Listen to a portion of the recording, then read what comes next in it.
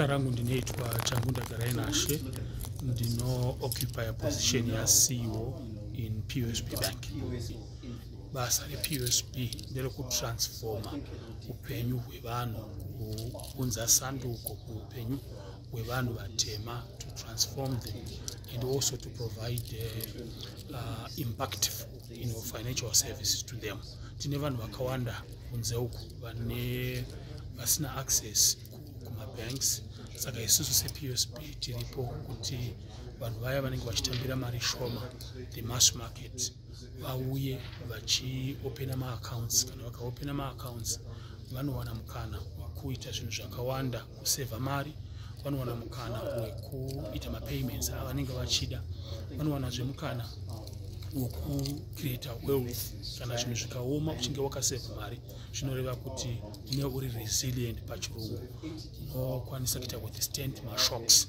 Saka tinokurudzira vanhu chero vane mari shoma kuti vaopene maaccounts, vasiye tsika nekuisa mari pasi pepiro, vauye nemari kubank. Tine maproducts akati one day anoita kuti vawane interest, maproducts akati one day anoita kuti vave credit worth, because pavanenge vachibhenga nebank, vachiisa mari mubank, kana vachizoda zvikwereti, bank rinoshandisa information iyoyo kuassessa kuti vane credit worthiness yakadii. Vazhinji vari kushandisa maaccounts avo kuita matransactions, saka imari inopinda mubank ichibuda chiripo ripo, haigari kwemazuva akawanda.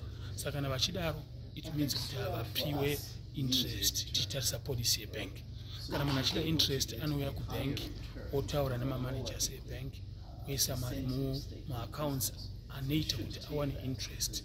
For example, savings accounts, for example, fixed deposit accounts. Interest rate edu anorange between 3% to 10%, zvichienderana nenguva yaasiya mari mubank kuti igobereka ichimupa interest. Chakanakira bank rePOSB ndechekuti paena interest haitekisiwe. Pamutemo interest iyo unoipiwa yakadaro, hapana withholding tax inobviswa. So ndinokurudzira vanhu vane mari kuti unzai mari kubank. Kana mukadzisiya pasi pepiro hazvikubatsiri, nokuti dzimwe nguva inogona kubiwa, inoexposewa kuzvinhu zvakawanda, uri kungomisusiwa because mune musingacreate masavings. Masavings ndo anoita kuti nyika iende mberi, tigoita zvatinoshuvira semhuri, kana tichida kusogova mabusiness edu nezvimweni zvakadaro, tinenge tichishandisa mari yetinoita seva. Zvetichaita iproduct yapastage yokuti pasina mwedzi inenge taiendesa kumacustomers edu. Tinoshandisa maplatforms etingati pachirungu ari digital, okuti vanhu vanokanda mari, vachikanda mari imomo vanoseva segroup, vachiseva mari iyoyo vanogona kuita mapayments avanenge vachida kuita tichishandisa iyoyo digital platform. Saka paplatform iyoyo mamembers egroup anenge achitoona kuti mari yatakanda imari yakati. Tinoda kuti vanhu vasiye tsika yokuti kana vachikandirana mari inenge yakachengetwa nomumwe munhu, kana kuti kungopanana mari zvisina record yekuti mari munhu wacho akaibata achaita chii nayo. Toda mari inoenda mumabanks, yapinda mumabanks iri yemagroups, munhu wose anenge achiona kuti mari yedu yabereka.